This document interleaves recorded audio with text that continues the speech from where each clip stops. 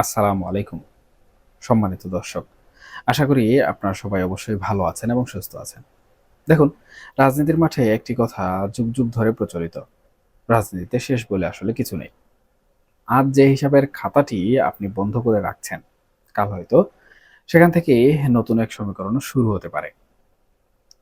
আপনারা যারা ভেবেছিলেন সাম্প্রতিক নানা ঝামেলার পর দেশের রাজনৈতিক দৃশ্যপট হয়তো পুরোপুরিভাবে শান্ত হয়ে এসেছে, সব হিসাব-নিকাশ একেবারে চুকে গেছে, তাদের জন্য আজকের এই আলোচনাটি একটু অন্যরকম হতে পারে বলে আমি মনে করি।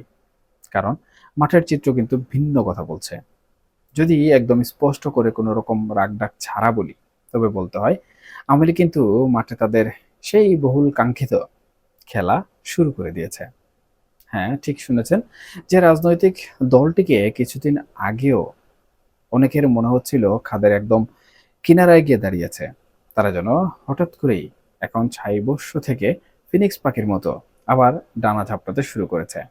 আর এই পুনরুত্থানের কেন্দ্রবিন্দুতে রয়েছে এমন কিছু ঘটনা এবং গোয়েন্দা তথ্য, যা বিশ্লেষণ করলে আপনিও আসলে বুঝতে পারবেন আগামী দিনগুলোতে বাংলাদেশের রাজনীতির মাঠে কতটা প্রবল এক ঘূর্ণিঝড় অপেক্ষা করছে।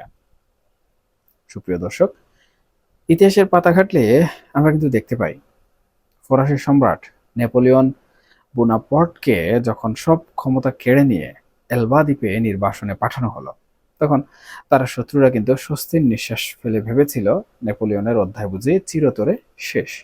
কিন্তু তিনি ফিরে এসেছিলেন, আর তার সেই অভাবনীয় প্রত্যাবর্তনের কারণে পুরো ইউরোপ থরথর করে কেঁপে উঠেছিল।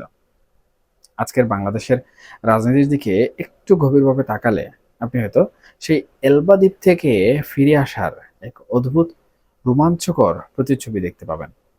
গত 19শে মে ভারতের 3টি সংবাদ মাধ্যমে দেয়া এক ইমেল সাক্ষাৎকারে সাবেক প্রধানমন্ত্রী শেখ হাসিনা যখন অত্যন্ত দৃঢ় কণ্ঠে ঘোষণা করলেন যে তিনি দেশে ফিরবেন এবং প্রয়োজনে বিচারের মুখোমুখি হতেও তার কোনো দ্বিধা নেই, ঠিক সেই মুহূর্ত থেকেই কিন্তু বাংলাদেশের রাজনীতির দাবার বোর্ডে গুটিগুলো অদ্ভুতভাবে নড়তে শুরু করেছে। এই একটিমাত্র ঘোষণাই যেন জাদুর কাঠির মতো কাজ করেছে দলটির তৃণমূল পর্যায়ের নেতাকর্মীদের মাঝে। দর্শক, আত্মগোপনে থাকা বা নীরব হয়ে যাওয়া একটি বিশাল কর্মী বাহিনী যেন হঠাৎ করেই নতুন প্রাণের স্পন্দন খুঁজে পেয়েছে। গোয়েন্দা রিপোর্টগুলো যদি আমরা একটু ভালো করে তলিয়ে দেখি, তাহলে রীতিমতো চক্ষু চড়ক গাছ হওয়ার জোগাড়। নিষিদ্ধ বা কোণঠাসা থাকা সত্ত্বেও ঢাকা, চট্টগ্রাম, সিলেট, কুমিল্লা থেকে শুরু করে দেশের নানা প্রান্তে আওয়ামী লীগ ও তাদের অঙ্গ সংগঠনগুলো এখন কিন্তু বুক ফুলিয়ে রাজপথে নামছে। আপনারা শুনলে হয়তো অবাক হবেন, গত 19শে জুন একদিনেই সারা দেশে দলটি অন্ততপক্ষে 77টি মিছিল করে ফেলেছে। আগের যে কোনো সময়ের তুলনায় তাদের মিছিলের সংখ্যা বেড়েছে প্রায় 12 গুণ। এই যে একটা প্রবল স্রোত, এই স্রোত কিন্তু এমনি এমনি তৈরি হয়নি। সামনেই 23শে জুন দলটির 77তম প্রতিষ্ঠাবার্ষিকী। আর এই দিনটিকে ঘিরে এবং বিশেষ করে আসন্ন আগস্ট মাসকে কেন্দ্র করে দলটি যে বিশাল এক রাজনৈতিক শোডাউনের প্রস্তুতি নিচ্ছে, তা পুলিশ ও গোয়েন্দা সংস্থাগুলোকে রীতিমতো ভাবিয়ে তুলেছে। পরিস্থিতি এতটাই সংবেদনশীল যে পুলিশ সদর দপ্তর থেকে খুব দেশের মেট্রোপলিটন পুলিশ কমিশনার ও ডিআইজিদের কাছে একটি অত্যন্ত গোপনীয় এবং জরুরি রেড অ্যালার্ট বা বলা চলে সতর্কবার্তা কিন্তু জারি করা হয়েছে। এখন আপনার মনে একটি অত্যন্ত স্বাভাবিক এবং যৌক্তিক প্রশ্ন জাগতে পারে, পুলিশ প্রশাসন হঠাৎ কেন এত তটস্থ? পুলিশ কি শুধুই আওয়ামী লীগের এই জমায়েতকে ভয় পাচ্ছে? প্রিয় দর্শক, বিষয়টা কিন্তু এত সরল নয়। এর গভীরে রয়েছে অন্য এক সমীকরণ। প্রশাসনের ভেতরের খবর যারা রাখেন, তারা খুব ভালো করেই জানেন যে পুলিশের বিশাল একটি অংশের ভেতরে এখন কিন্তু এক ধরনের চাপা ক্ষোভ আর হতাশা বিরাজ করছে।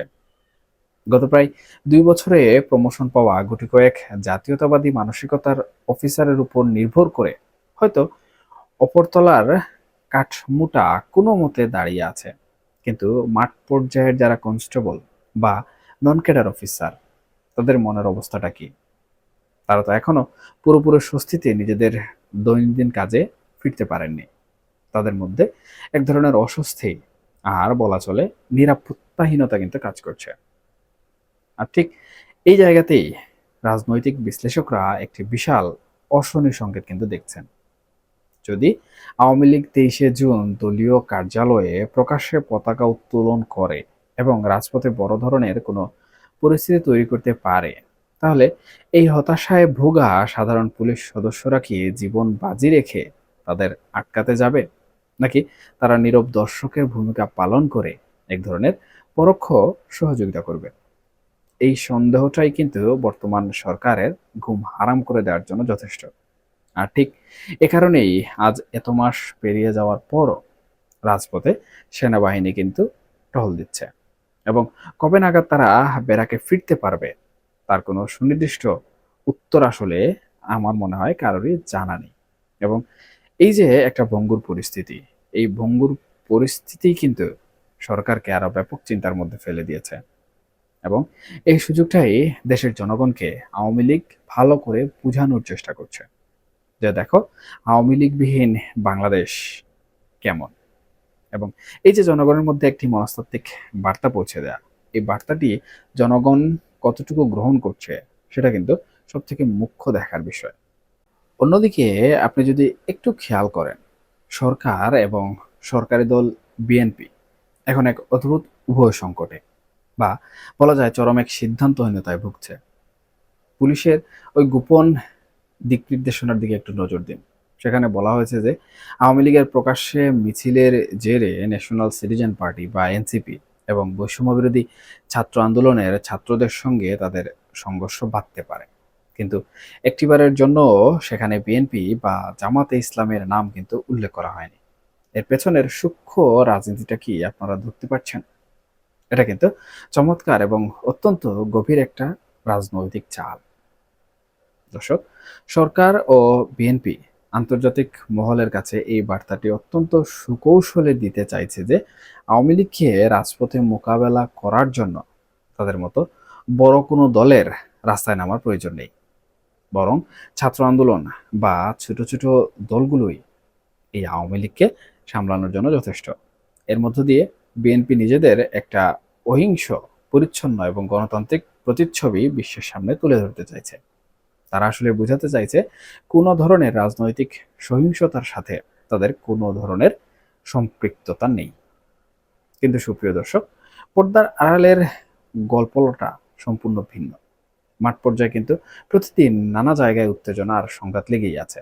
আর সবচেয়ে বড় হিসাব নিকাশটা ঘুরপাক খাচ্ছে আসন্ন স্থানীয় সরকার নির্বাচনকে ঘিরে। বিএনপির তৃণমূল পর্যায়ের নেতারা এই মুহূর্তে কোনোভাবেই আওয়ামী লীগের সাথে সরাসরি সংঘাতে জড়াতে চাইছেন না, কারণ তারা কিন্তু খুব ভালো করেই জানেন এখন যদি তারা আওয়ামী লীগের সাথে মারামারিতে লিপ্ত হন, তবে সেই ঘোলা জলের ফায়দা কিন্তু খুব সহজেই লুটে নেবে জামাতে ইসলামী। স্থানীয় নির্বাচনে তাদের ভোট ব্যাংক ভারী হবে, যা বিএনপির জন্য এক বিশাল রাজনৈতিক ক্ষতির কারণ কিন্তু হয়ে দাঁড়াতে পারে। বিশেষ না হলে ফরিদপুর সদর উপজেলার বিনোদপুর ইউনিয়নের ঘটনাটির দিকে একটু তাকান। সেখানে ইউনিয়ন আওয়ামী লীগের সাধারণ সম্পাদক আসাদুজ্জামান লিটন মুন্সি যখন গ্রেফতার হলেন, তখন তার মুক্তির দাবিতে কারা রাজপথে নেমে বিক্ষোভ মিছিল করেছে। আপনি কি জানেন এই বিষয়টি? খুদ স্থানীয় বিএনপির নেতারা। হ্যাঁ, ঠিকই শুনেছেন, কারণ স্থানীয় সূত্র বলছে গত নির্বাচনে এই লিটন মুন্সি বিএনপিকে পেছন থেকে সাহায্য করেছিলেন।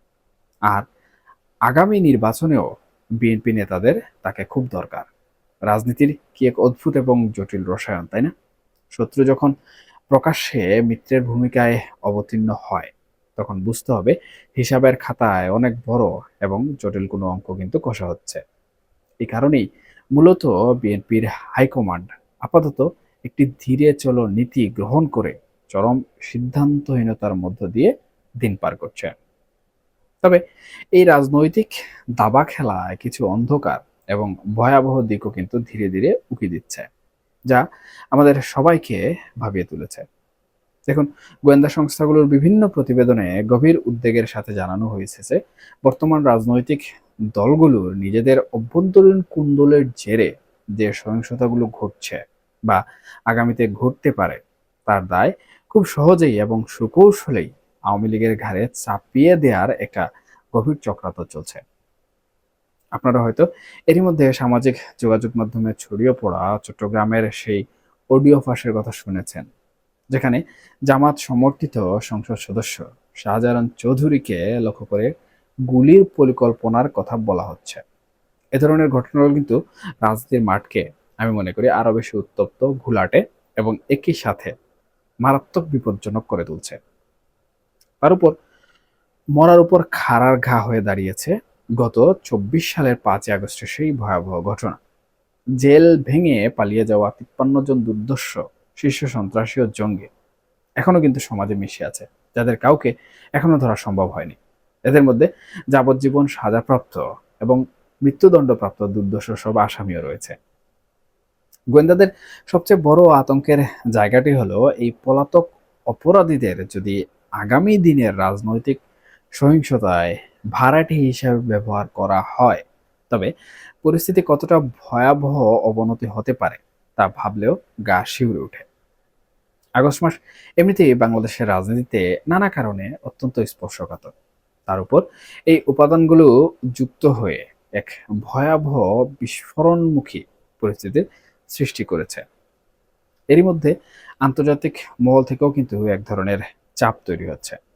অনেক আন্তর্জাতিক মানবাধিকার সংস্থা বাংলাদেশের বর্তমান যে রাজনৈতিক পরিস্থিতি, সেই রাজনৈতিক পরিস্থিতি ও মানবাধিকার পরিস্থিতি নিয়ে আগের চেয়ে অনেক বেশি সরব হয়ে উঠেছে এবং আওয়ামী লীগের উপর থেকে নানা রকম বিধিনিষেধ প্রত্যাহারের দাবিও কিন্তু তারা জানাচ্ছে। আওয়ামী লীগও এই সুযোগটি কাজে লাগিয়ে তাদের প্রধান দুটি দাবি নিয়ে অগ্রসর হচ্ছে। যে কোনো মূল্যে তাদের রাজবন্দী নেতাকর্মীদের অবিলম্বে মুক্তি দিতে হবে এবং শেখ হাসিনা সহ দলের শীর্ষ নেতাদের বিরুদ্ধে হওয়া সমস্ত মামলা ও আদালতের রায় প্রত্যাহার করতে হবে। সাধারণ মানুষ যারা হয়তো কিছুদিন আগেও ছাত্র আন্দোলনে আবেগে গা ভাসিয়েছিলেন, তারা কিন্তু এখন আর আগের মতো রাস্তায় নামছে না।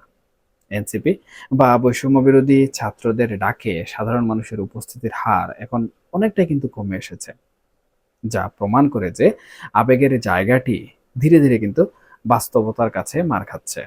সুতরাং প্রিয় দর্শক, সবকিছু মিলিয়ে যদি আমরা পুরো দৃশ্যপটটা একসাথে বিশ্লেষণ করি, তাহলে এটা এখন দিবালোকের মতোই পরিষ্কার যে আওয়ামী লীগ আর কোনোভাবেই ব্যাকফুটে নেই, বরং তারা ফ্রন্ট ফুটে এসে পুরো দমে তাদের রাজনৈতিক খেলাটা শুরু করে দিয়েছে।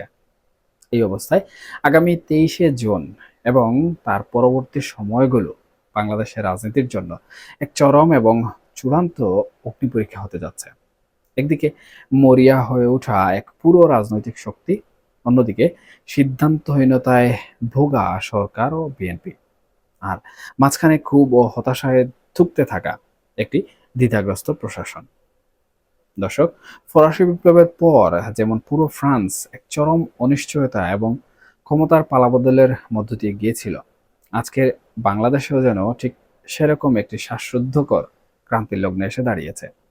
এই রাজনৈতিক দাবা খেলায় শেষ হাসি কে হাসবে তা হয়তো সময়ই আমাদেরকে বলে দেবে। তবে এতটুকু নিশ্চিত করে বলা যায়, খেলা কিন্তু সবেমাত্র জমে উঠেছে এবং এর পরতে পরতে এখনো অনেক নাটকীয়তা বাকি।